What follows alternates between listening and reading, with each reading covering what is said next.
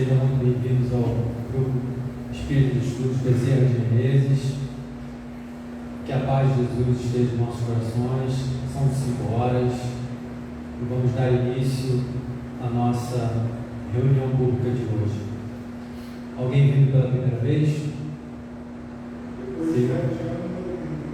Sejam bem-vindos. Qualquer esclarecimento após a reunião estaremos à disposição. Lembro a todos também, por gentileza, que verifiquem os celulares para ver se está ligado, para colocar no modo avião, desligar, ou diminuir o som, para que não haja nenhuma interferência durante a nossa palestra. Hoje teremos o nosso amigo Carlos Assis, que falará sobre Você Pode Vencer. E o preparo de hoje é do livro Fonte Viva, pelo Espírito Emmanuel, por Francisco Cândido Xavier. Avancemos. Irmãos, quanto a mim, não julgo que haja alcançado a perfeição, mas uma coisa faço, e é que, esquecendo-me das coisas que atrás ficam, avanço para as que se encontram diante de mim. Paulo, Filipenses, capítulo 3, versículo 13 e 14.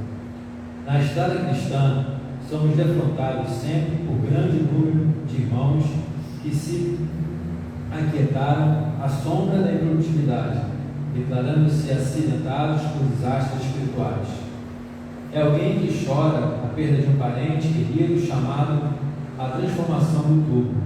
É o trabalhador que se viu dilacerado pela incompreensão de um amigo. É o missionário que se mobilizou à face da calúnia. É alguém que lastima a deserção de um consórcio de bolo. É o operário do bem que clama indefinidamente contra a fuga da companheira que não percebeu a dedicação afetiva. É o idealista que espera uma fortuna material para dar início às realizações que lhe competem. É o cooperador que permanece na expectativa do emprego ricamente remunerado para consagrar-se às boas obras. É a mulher que se enrola no cipoal da queixa contra os familiares incompreensíveis.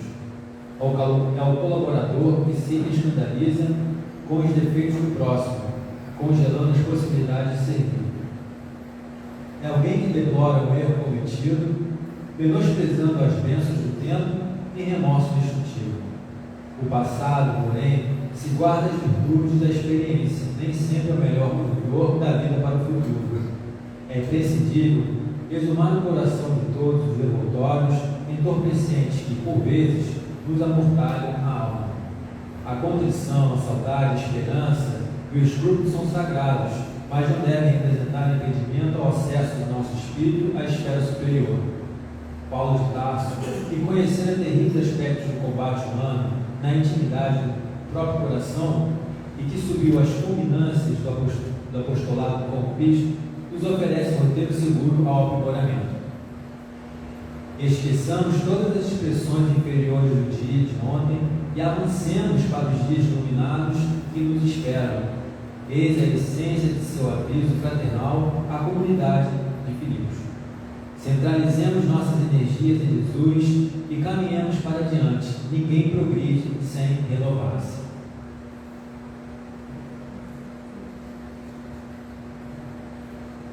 Então, irmãos, depois desse preparo, depois dessa harmonização imminente, vamos elevar os nossos pensamentos e agradecer a Jesus, nosso Mestre, a toda essa espiritualidade que preparou esse ambiente para que essa palestra pudesse proceder da melhor forma possível.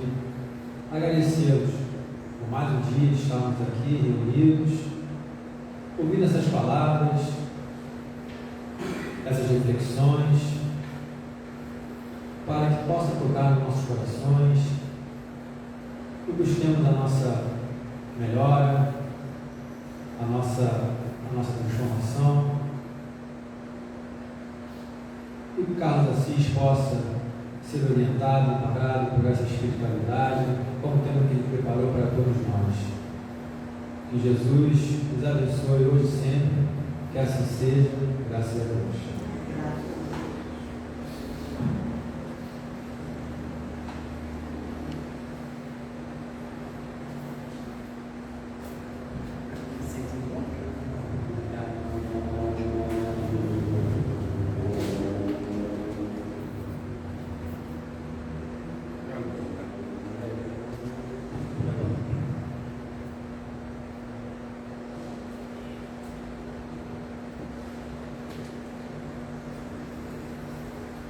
Bem, meus irmãos, boa tarde para todos.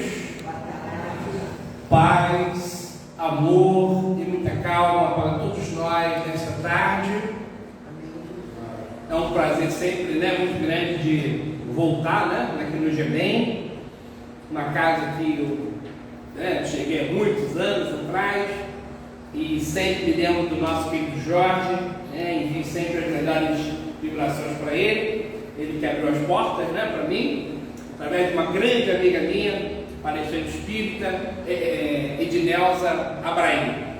E está até hoje, somando aqui com essa casa, quando nos dá a oportunidade, é muito bom. Teve gente comentando que o nosso título de hoje seria uma pergunta: você pode vencer? Não, é uma afirmação. Você pode vencer.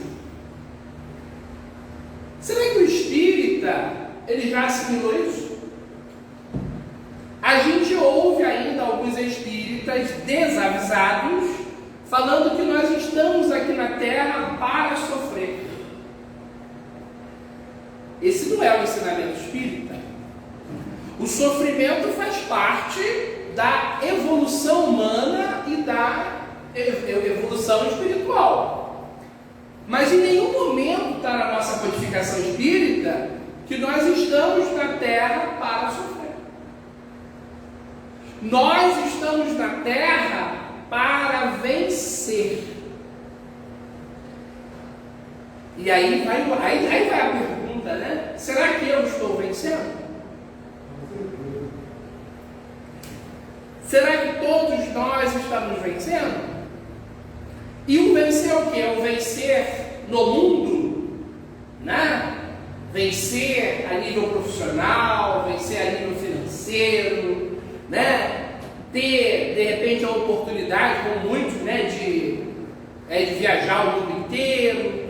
Será que é esse vencer? Ou é o vencer espiritual, O vencer a si mesmo. Vencer as imperfeições, os hábitos infelizes. Vencer o sofrimento, porque o sofrimento existe. Então, Kardec faz uma pergunta no Livro dos Espíritos, muito especial, que é a 132. Então ele perguntou assim: qual é o grande objetivo da encarnação? Parece que ele queria falar algo além. Qual é o grande objetivo da vida, de forma geral? E os benfeitores são taxativos, É o progresso, é o crescimento.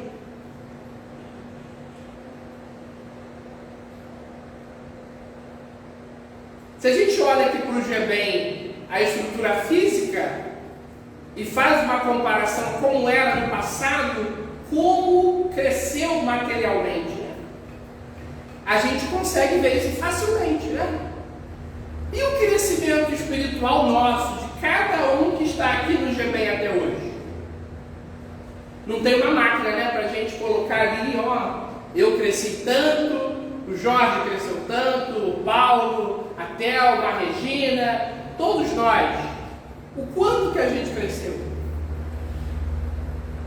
E seria tão bom, se tivesse uma máquina, É como se fosse aquela prova, que a gente fala na escola, na faculdade, E tem uma média.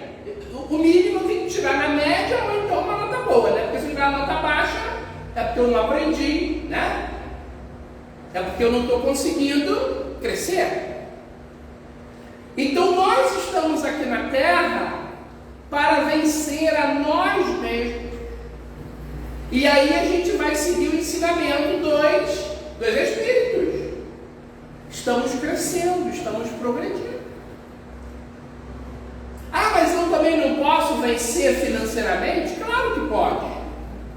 Eu não posso também conhecer o mundo inteiro? Pode também. Mas essas não são as metas essenciais para o nosso espírito. A grande meta é a evolução, é o progresso.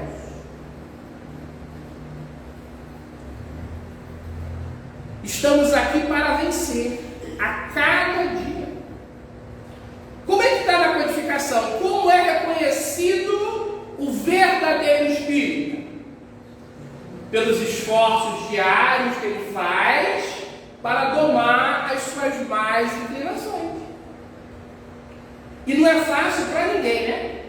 Mas se alguém falar aqui que é difícil, o cérebro assimila isso que é difícil e nós não vamos conseguir fazer nada ou quase nada.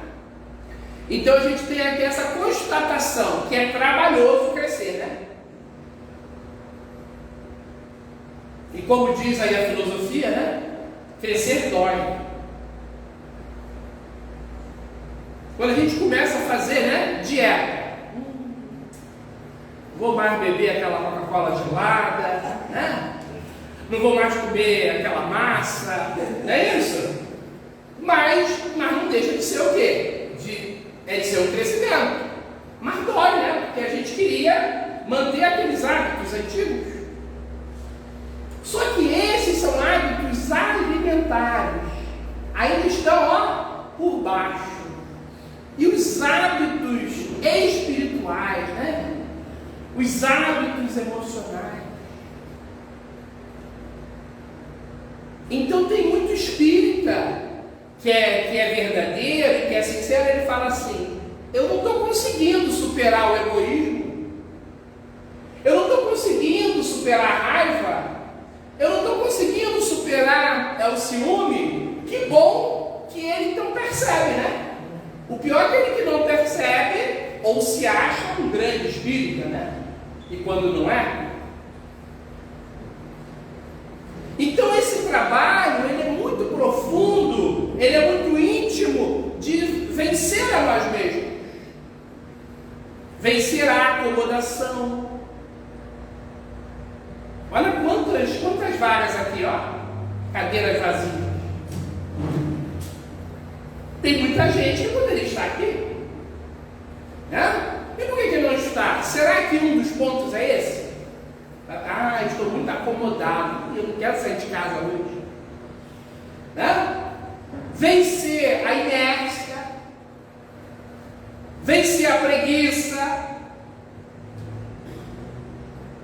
Um amigo meu desencarnou há pouco tempo, palestrante espírita, até meu amigo Sérgio está ali, conheceu ele através de mim. Ele desencarnou, gente, fanático. Ele só falava em espiritismo. Podia ser aqui dentro da casa espírita, podia ser no restaurante, podia ser numa festa. Aonde ele estava, o assunto que ele promovia era espiritismo. E ele tentava doutrinar as pessoas, sendo espírito ou não, ele tentava doutrinar. Então a gente vê que isso não é bom. Isso não é positivo. E não deixa de ser uma dor daquele companheiro. Algo ali que não estava equilibrado, que não estava harmonizado. É o vencer a si mesmo. Tá? É o vencer a si mesmo. E a gente precisa ter essa percepção. Tem pessoa que acha que ela tem que vir todo dia na casa espírita. A pergunta é: para quê? Será que ela acha que a vida dela é só casa espírita? Ela tem outras funções. Ela tem outras metas também que ela definiu lá no mundo espiritual. Isso está numa obra muito especial, né, gente? O Consolador. Mediunidade do Chico e o Emmanuel, né? Falando para a gente. Então, quando a gente está lá do outro lado, a gente define o o que a gente vai precisar alcançar aqui na Terra. Vamos expor assim, né? Coloquei 5 metas. Essas 5 metas não são dentro só da casa espírita. Eu tenho que desenvolver em outros campos, é na família, né? É com os amigos, e por aí vai. É na área, né, profissional. E a pessoa acha que tudo é espiritismo, que tudo é casa espírita. Ela não percebeu ainda que existe, então, nela, um processo de fanatismo.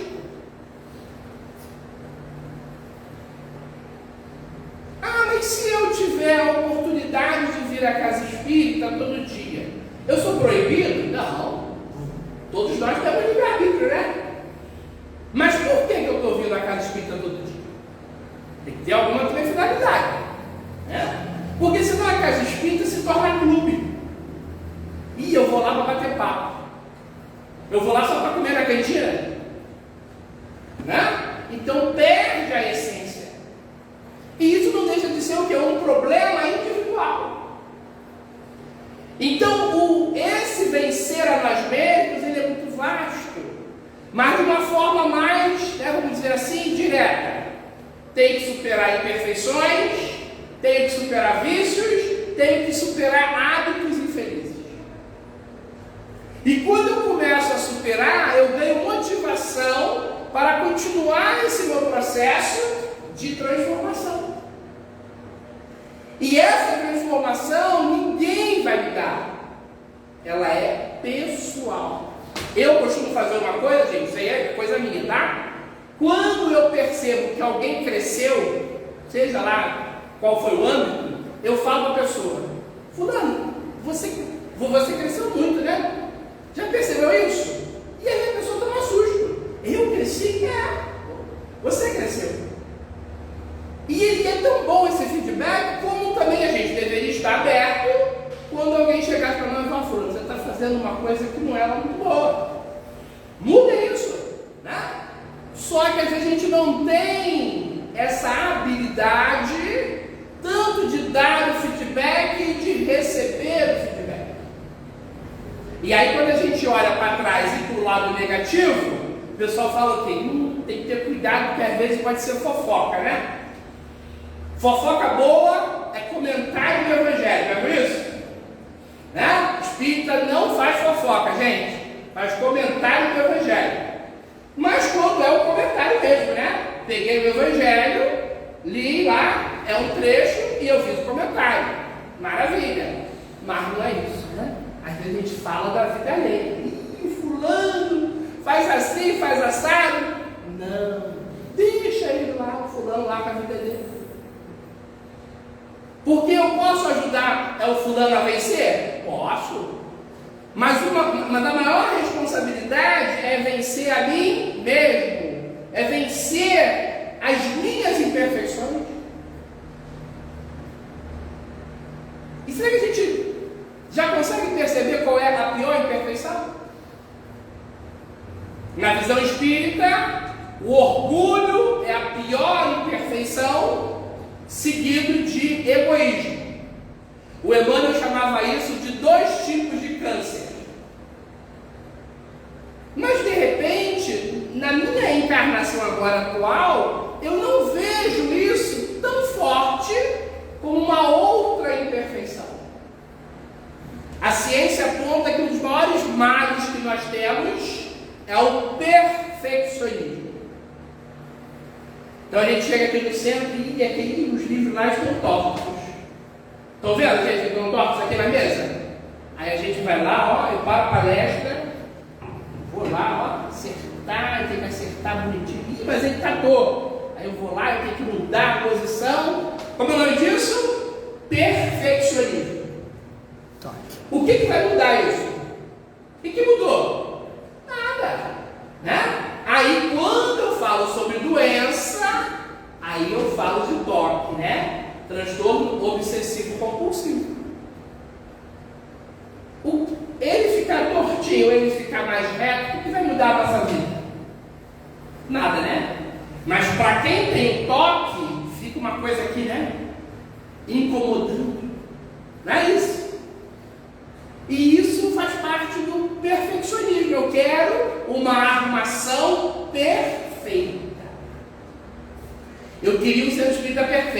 mais algum? Aí sai daqui do Bezerra, vai lá para Maria Angélica. Daqui a pouco sai lá do Maria Angélica, vai lá para o Seja Barra. Depois sai do Seja Barra, vai lá para o André Luiz. E assim vai. Por quê? Porque não tem centro perfeito. Porque o centro, na verdade, somos nós. Né? E se nós somos perfectíveis, estamos a caminho da perfeição, não tem perfeição. Mas eu posso ser perfeccionista. Eu queria que ele falasse mais rápido, os avisos mais rápidos, fizesse uma prece mais rápida. É assim, né? Eu queria que o dirigente fosse mais sorridente. Cada um vai falar alguma coisa. E aí? E as pessoas também falam de mim. Mas eu queria que o Carlos assim também fosse assim, fosse assado. Perfeicionista. Vamos aceitar esse grande ensinamento espírita. Nós somos perfectíveis. Estamos a caminho da perfeição. Temos qualidades que às vezes nem percebemos e temos imperfeições. Então, quando eu começo a acentuar as qualidades, olha que maravilha. Eu gosto e eu sei arrumar cesta básica. Eu posso fazer isso aqui no GBEM? Aí se o dirigente fala, pode. Cada vez mais eu vou ajudar ali nas cestas básicas. Ótimo. Estou acentuando a minha qualidade. Mas eu tenho que trabalhar a minha imperfeição. O perfeccionismo continua em mim. Então o que eu faço? Quando eu percebo que o livro está torto, respiro fundo, vai continuar torto. Isso não vai mudar minha vida. Vai lá, deixa lá tortinho lá, bonitinho lá. E tem gente que acha que isso é simples. Para quem toca sabe. Mas gente, é horrível, né? A pessoa fala, né? É terrível. Eu estou aí na palestra assistindo, quando eu vejo que o livro está torto, né? A pessoa quase que passa mal. Uma coisa tão simples, né?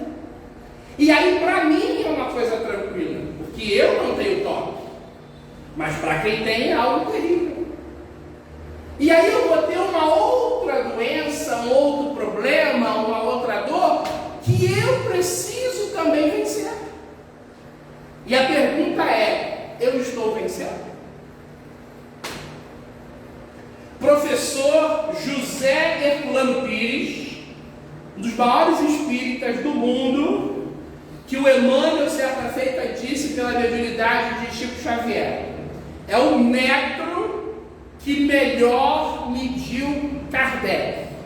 Então, para Emmanuel, o Herculano foi o homem que mais compreendeu Kardec. Olha que maravilha!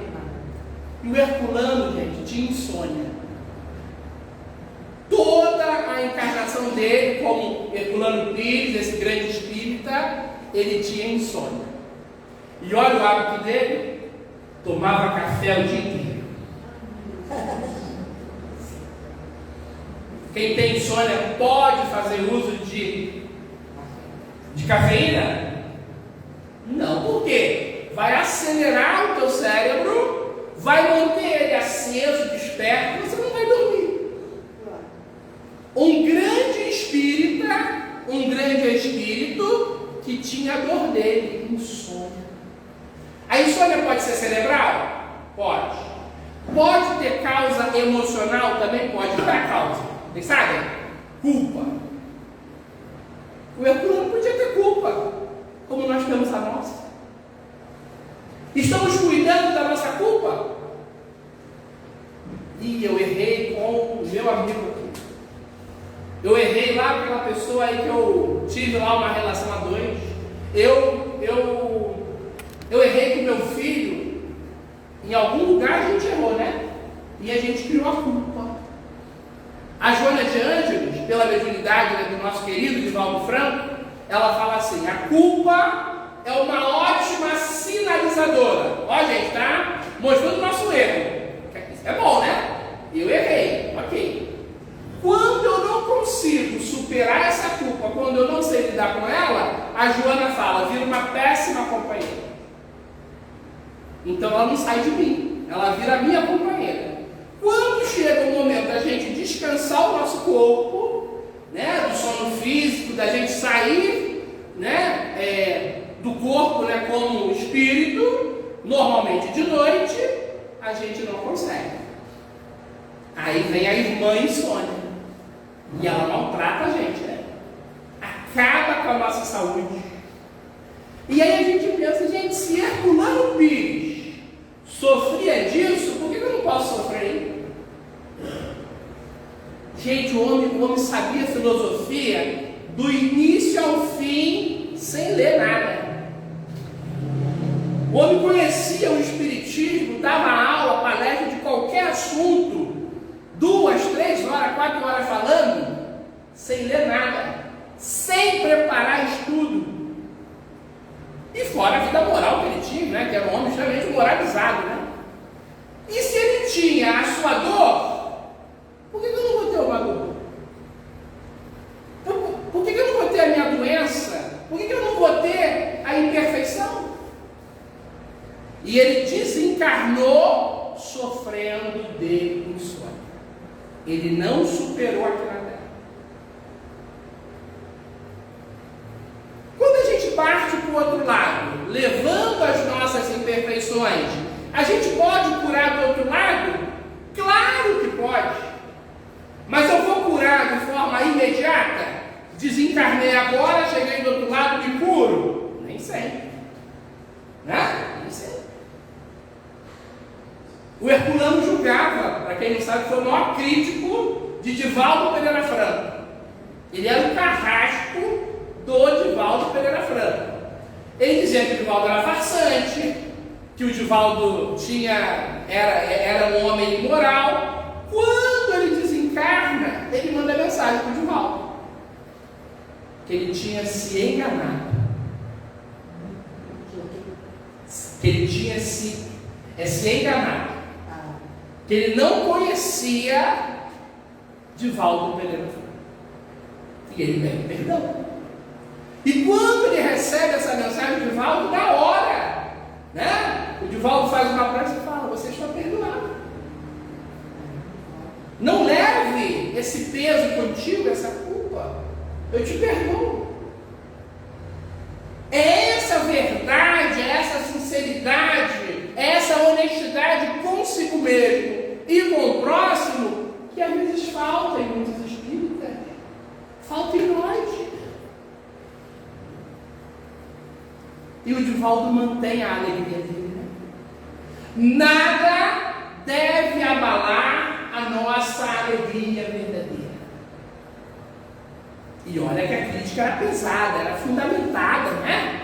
Era um homem que compreendia o espiritismo, não era um leigo, né? Não era qualquer um espírita, era José Herculano Pires. E o Divaldo está aí até hoje trabalhando no bem. Imagina se ele então tivesse parado. Estou sendo perseguido, estou sendo criticado, então vou parar. Não vai.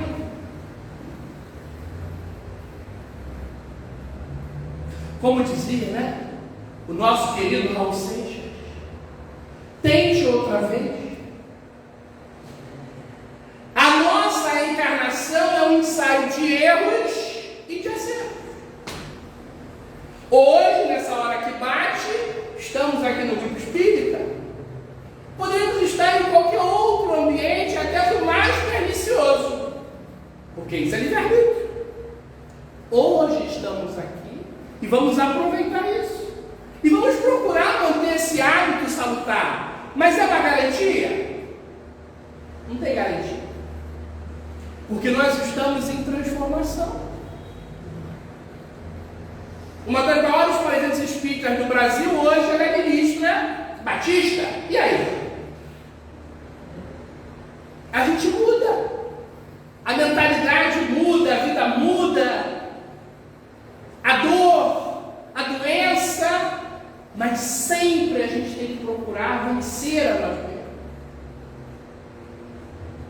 Não podemos ficar no chão. O maior terapeuta de todos os tempos, Jesus, ele sempre disse o que para nós? Você pode cair. Você pode ficar um tempo aí no chão, mas levanta-te. Levanta-te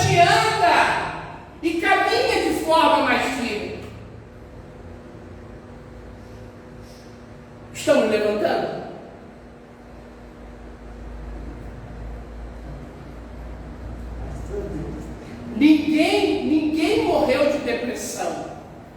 Depressão diretamente não mata ninguém. Mas a depressão, ela vai te levando a um estado também orgânico, que a gente ouve até isso, o fulano morreu de depressão. Mas por quê? Porque ele ficou no chão. Ele não quis, ou ele não teve força, né? Ou ele não se esforçou mais um pouquinho para ele levantar. E isso acontece em todas as religiões. Não é só com o espírita, né? É com o evangélico, é com o católico, é com o messiânico, o umbandista, e por aí vai. Mas nós temos que falar de nós. Nós já sabemos que as pedras chegarão.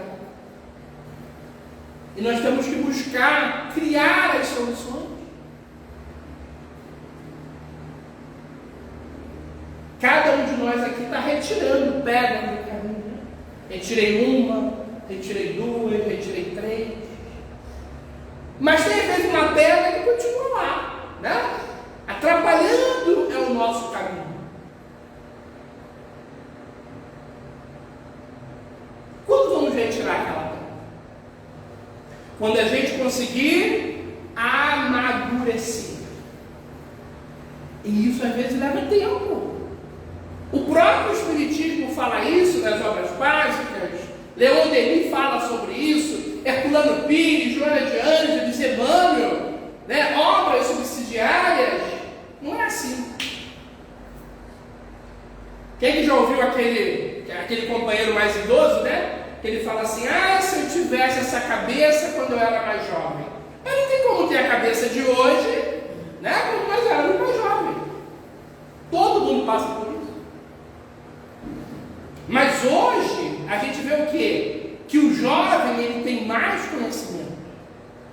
Ele tem mais oportunidade, ele tem mais bagagem. E ele pode errar menos. Isso sem sombra de dúvida.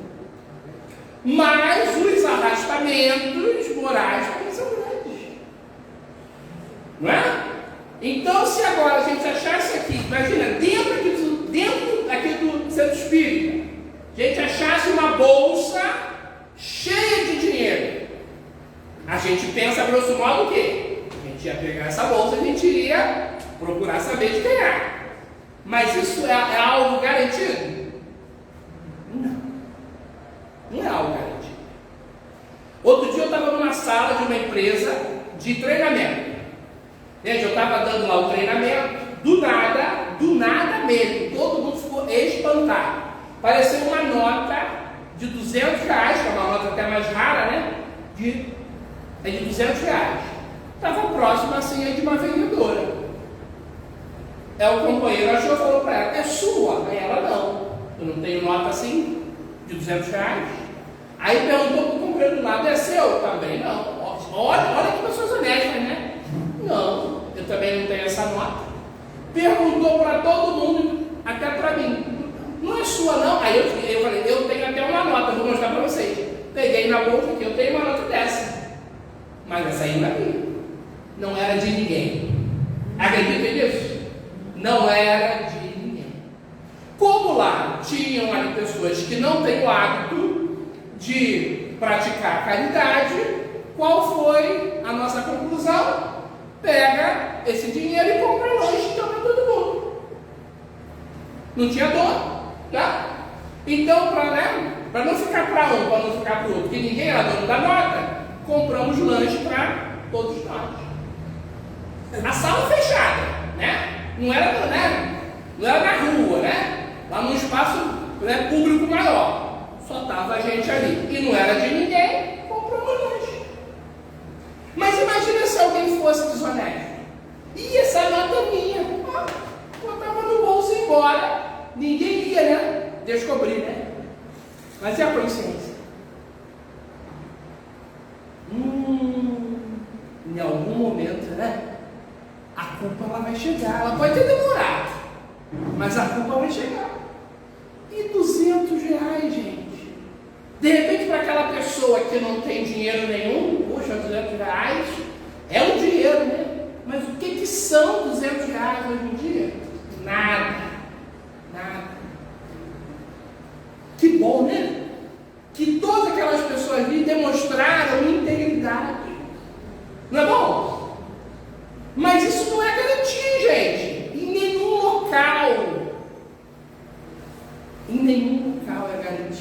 Ou todo mundo vai sim, poxa, né, se não é meu, eu não vou botar a mão. Isso não é garantia. Mas é tão bom, né, quando a gente vê isso, né? A evolução moral ali de cada pessoa, a honestidade. Gente, mas isso é presente para alguém? Isso é obrigação. E qual é a grande obrigação de nós espíritas? Vocês sabem? Os espíritos dizem, né, na codificação, a única obrigação do espírita é a reforma íntima. Consegue vencer assim? Claro que consegue. Não é? Olha eu aqui, gente. Poxa, você olha para mim, né? Puxa, Carlos Assis continua gordo, né? Não é isso? Ninguém vai falar que eu sou magro, né, gente? Aí você fala assim, poxa, mas o Carlos Assis, então ele não melhorou ainda, né? A parte aí física dele, o peso, mas tenho certeza que a minha melhora íntima, ela continua acontecendo. Né? Eu continuo melhorando os meus pensamentos, os meus sentimentos, as minhas atitudes, só que longe da perfeição, né? Mas eu estou em plena transformação. Mas a parte do meu peso, ainda não tive muito êxito, mesmo tentando várias formas de melhorar. Mas a reforma íntima eu estou praticando. Sem perfeição, mas estou gerando transformação. E será que todo espírita está nesse processo? Tem como a gente garantir isso? Não. Porque isso é individual. Né? Mas quando a gente vê uma pessoa que chegou na casa espírita obsidiada, de forma muito acentuada, e hoje está numa vida, né, tranquila, está numa vida melhor, poxa, aquela pessoa, ela mudou. Uma pessoa que chegou na casa espírita até sem emprego, ela veio, ela se reformulou, melhorou a sua energia, e ela foi à luta e ela conseguiu emprego. Gente, porque sem alimento físico, não tem também transformação, né? É muito complicado. Se a pessoa está sentindo fome, como é que ela vai mudar comportamento? Isso é muito raro. Ah, mas não tem ninguém assim que mude? Tem, mas é muito raro. Né? Então aquela pessoa procurou a casa espírita, começou o estudo, começou a sua transformação, melhorou a sua energia e ela foi à luta e ela conseguiu um emprego. E hoje é uma outra pessoa. Podemos, devemos, somos convidados por Jesus a vencer. E se tem hoje aqui alguém que não está conseguindo, existe uma técnica espírita chamada de atendimento fraterno, que pode ajudar você nessa transformação. Todo mundo aqui já passou por essa técnica? Eu já passei, vocês? 2, 3, 4, 5, 6, 7, 8, 9, ó. Só, gente, é o seguinte, é atendimento fraterno. O GBEM aqui, eu sei que ele faz isso muito bem. Mas tem algumas coisas que a gente vê para aí fora que vira atendimento espiritual. E aí vai que pega um médium que não tenha equilíbrio, né? Que não tenha conhecimento e leve para o lado mais mediúnico. Isso é complicado. Atendimento fraterno é aquele atendente espírita que estudou o espiritismo, que ainda estuda também, e ele vai ouvir você, ouvir a sua dor, a sua necessidade, e vai orientar na visão espírita.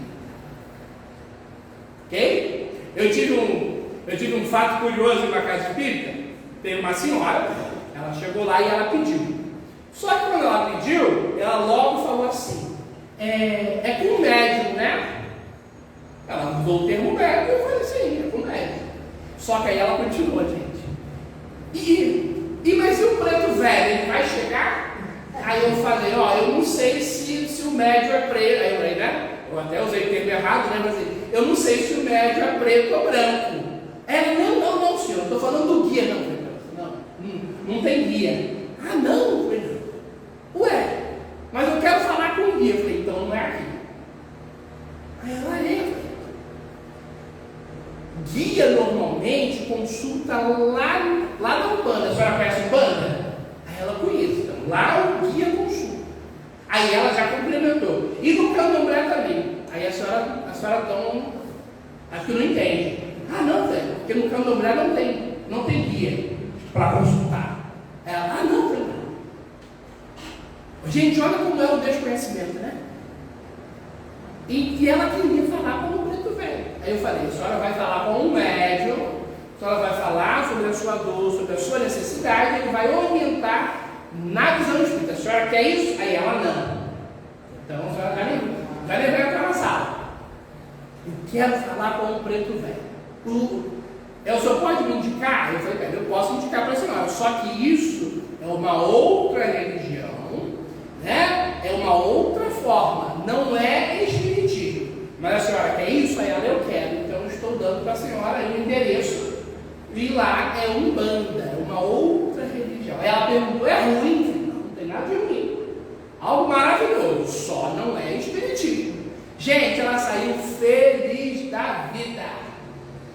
Feliz da vida.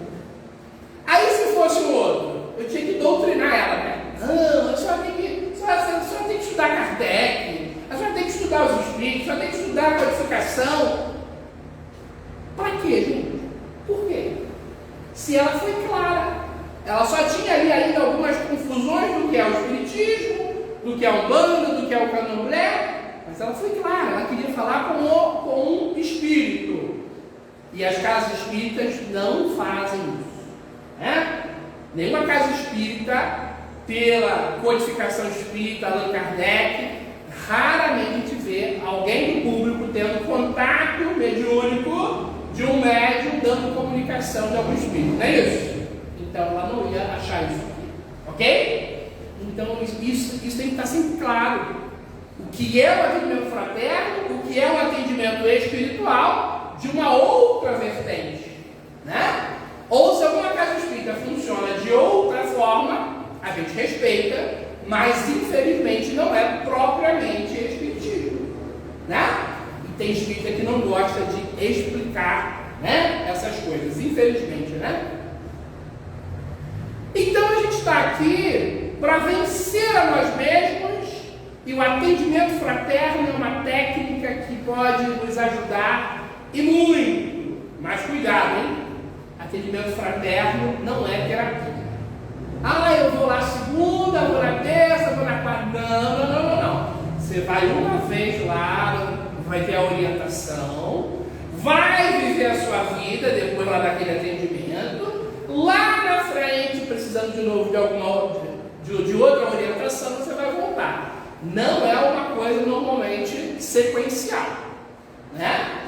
Nessa técnica espírita clássica, né, que a gente conhece.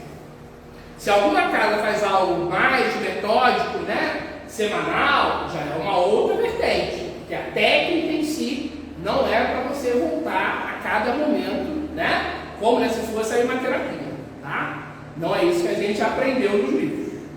Então, a gente tem esse apoio, mas não é bengala. Imagina, tive lá um irmão lá fora, tem meu fraterno. Tive outros fatos lá fora, tem meu fraterno. Não, tá? Não é para criar bengala. E aí a gente está aqui hoje para ganhar mais motivação e mais conhecimento para a gente continuar vencendo a nós mesmos. O que está à nossa disposição, gente? Está à nossa disposição reforma íntima, aonde eu vou acentuar as minhas qualidades, as minhas habilidades e vou dissolver imperfeições. E o que faz isso? A minha vontade é primordial. Então, por isso que o nosso querido Leon Denis, ele fala que a vontade é o motor da alma. Então, quanto mais vontade, eu vou fazendo esse processo de reforma, vou mudando a minha vida. A gente deixa pessoas para trás? Uma boa. E eu tinha um amigo, né? Poxa, a gente estava sempre junto. Quando eu comecei a me transformar, não deu mais. Por quê? Porque ele ficou lá atrás, mantendo às vezes um hábito ainda negativo, e você evoluiu. Então a gente deixa pessoas para trás, sim, né? Não de forma, né, intencional, né? Eu não quero falar mais com ele. Não, mas a gente deixa para trás. Por quê? Porque eu mudei e ele não mudou, né? É algo natural. Mas eu posso ajudar esse meu amigo? Claro! Eu posso falar com ele, ligar para ele, estar com ele? Claro também que eu posso. Mas não é mais aquela convivência que a gente tinha antes, né? Mais próxima, né? Mais presente. Por quê? Porque ele não cresceu. É normal isso, né, gente? A gente está lá na frente, porque nós estamos com essa vontade de transformação, e aquela pessoa ficou para trás. Eu brinco, né, com meus amigos, às vezes, né, a gente vai se reunir para alguma coisa, até mesmo, né, hoje em dia, né, nas empresas, e às vezes alguém fala assim, vamos ali no bar da esquina. Eu, não. Mas por quê? Porque eu não vou de bar. Né? E olha que eu nunca tive vício, pelo menos nessa, né, encarnação, eu nunca tive vício de álcool, mas eu não suporto bar. Né? Então eu falo, bar não. Vamos ali para o restaurante, né? Vamos ali para o shopping, né? É isso aí, né? Mas então, porque eu não suporto aquele ambiente, né? O ambiente em si, gente, tirando as pessoas, o ambiente é neutro. Mas as pessoas que vão ali, muitas delas pelo vício, é que faz aquele ambiente ficar pesado. Tá? Então eu não quero mais aquele então ambiente para mim. Então eu não entro em bar. Mas é uma escolha minha. Para quem gosta, né? Para quem curte, é o seu livre-arbítrio. É uma escolha minha. Então eu não vou lá. Mas então vai ser lá. Ok, vocês vão e eu não vou. Jesus não falou sim, sim, não, não? Falou. Mas quantas vezes a gente não quer magoar o outro? Mas é o outro que está ficando magoado. Eu não quis magoar o outro. O outro que está sensível demais, porque eu disse que eu não vou. Mas eu disse com carinho, respeito. Eu não frequento aquele lugar. Eu não frequento mais aquele ambiente. Nós somos donos de nós mesmos, né? Nós somos co-criadores, somos filhos de Deus. Então a gente precisa dizer sim quando nós queremos e quando nós podemos dizer o sim. Podemos dizer o não quando queremos dizer o não, quando precisamos dizer o não. Isso se chama-se assertividade. No passado chamava-se de autoafirmação. E a frase do Mestre Jesus é essa, né? Uma frase estranha, né? Sim, sim, não, não. Mas aí tem gente que fala, fulano mudou, né? Ele não é assim. Ele não é decidido. Ele não era seguro. Qualquer coisa que a gente chamava ele ia.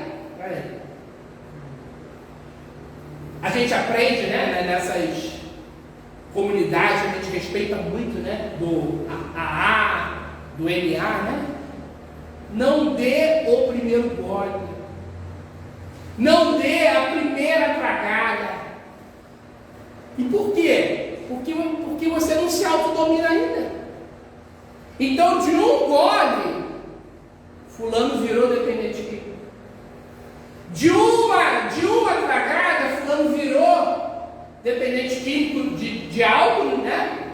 Num caso, no outro, cigarro. Por quê? Porque a gente não tem autodomínio. Não é isso? Então a gente precisa crescer. A Joana de Ângeles fala que crescer pede 3 passos, né? Primeiro, muita coragem. Coragem significa coração. Enfrentar a vida de frente, as virtudes, as imperfeições, tudo de frente. Muita revisão pessoal, autoconhecimento. Eu preciso me conhecer.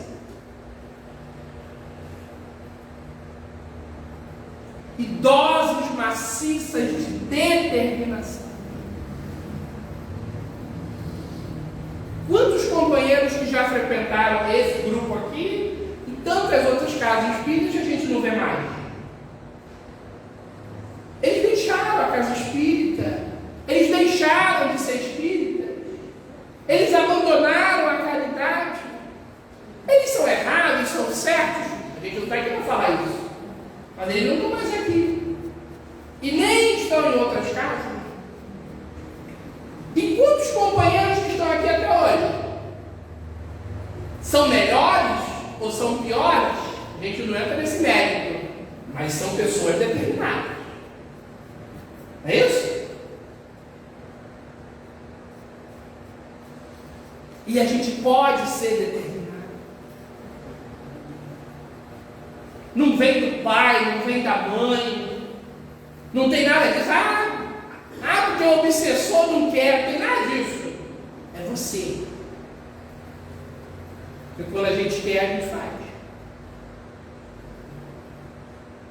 Mas tem que vir lá do fundo, né? Tem que vir lá de dentro. Tem que vir dessa força que o Joana de Ângeles fala, do Cristo interno. Dessa força interior. Brilhe a vossa luz. Nos diz, né? O maior terapeuta de todos os tempos. Estamos brilhando? Mas a gente brilha um pouquinho de nada, né? Um pinguinho assim. Quando a gente ajuda um caído, alguém que está caído. Quando a gente ajuda alguém que está sofrendo, alguém que diz que está perdido, a gente ajuda. E a gente pode ajudar, nós somos convidados a ajudar.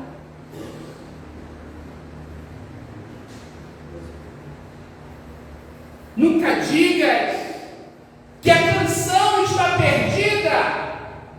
Tenha fé em Deus, tenha fé na vida. Tente outra vez.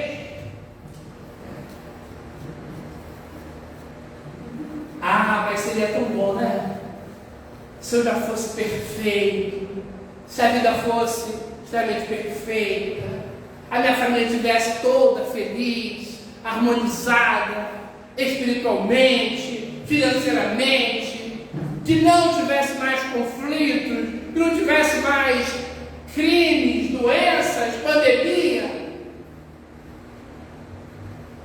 Seria bom.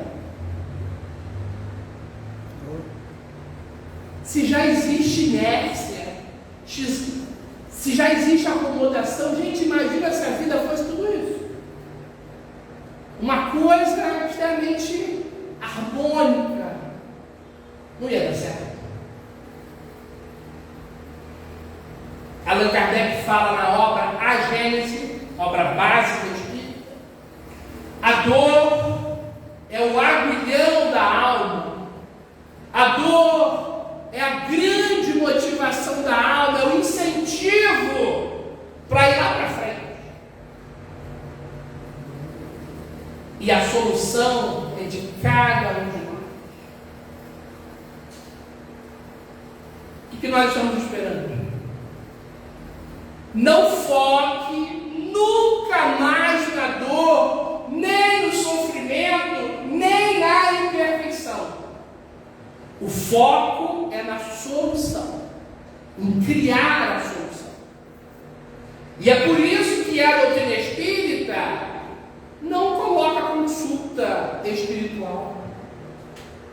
Porque muita gente ia ficar acomodada, eu vou lá porque o espírito ele vai falar para mim, porque o espírito ele vai me dar a orientação, porque o espírito que vai falar da minha vida, vai falar do meu futuro. Pensa nisso. Aí o centro ia estar lotado, né? A fila ia estar lá em Madureira, né? Porque é isso que muita gente ainda quer. a vela rosa, a fita azul, né? A gente respeita em outras religiões, mas aqui não. Eu botar aqui o caldeirão aqui da bruxa, a gente ia ficar aqui, né? Isso não é espiritismo. Espiritismo é consciencial. Você muda ou nada muda. Você pode vencer todo dia, vencer a si mesmo com a ajuda do melhor medicamento, do melhor sentimento, do mais elevado, do mais doce, do mais cristalino, do mais límpido, amor. Vamos aprender a amar. Vamos amar a nós mesmos para poder amar o próximo e, por consequência, vamos amar a Deus. Fechar nossa noite, uma frase que está uma frase que está num quadrinho tipo esse, num quadro ainda muito mais simples, na casa de Chico Xavier, talvez a única lamentação do Chico, e está lá até hoje, naquele quadrinho preso lá na parede, e o Chico dizia: muito tempo perdido por não ter amado o bastante. Se o Chico lamenta o tempo perdido, que ele não conseguia amar, imagina nós, né? O amor cura, o amor é real e ele cura, mas tem que se amar, né? E tem que amar o outro, e vamos amar a Deus por consequência desse amor. Vamos vencer. Muita paz.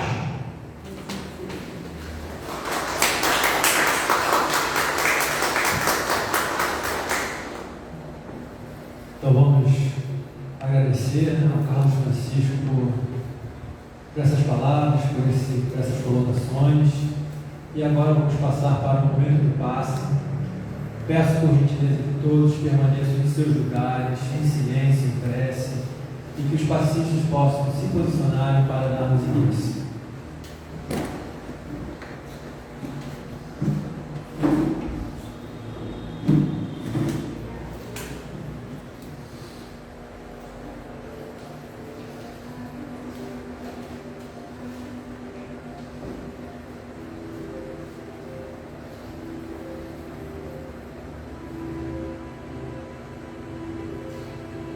Pensando em Jesus,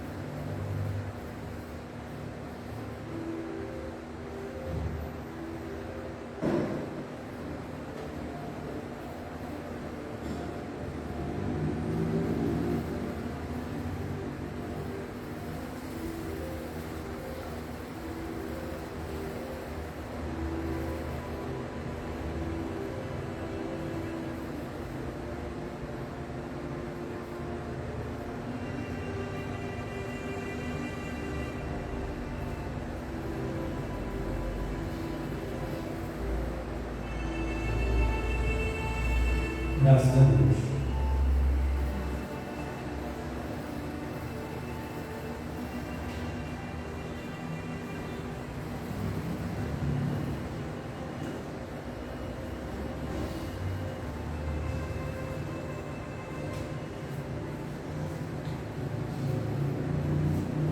Então, irmãos, vamos continuar tendo nossos pensamentos elevados e agradecer mais uma vez ao Mestre Jesus, a toda essa espiritualidade amiga, trabalhadora, por mais um dia realizado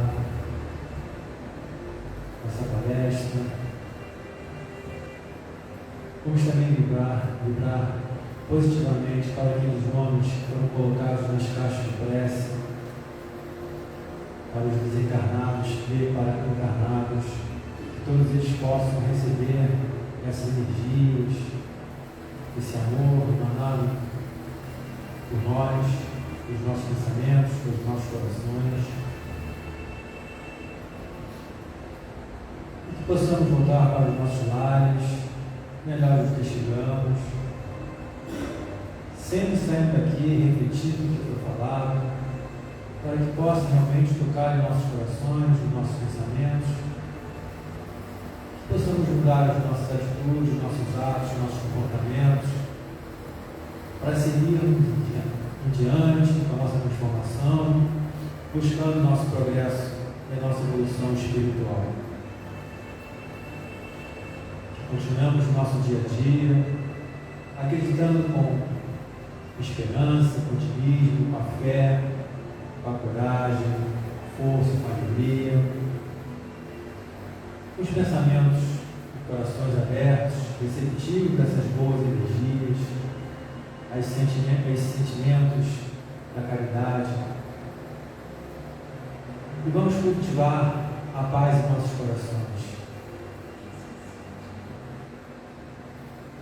Que possamos ter um bom final de semana. Que Jesus abençoe a todos nós. Que assim seja, graças a Deus.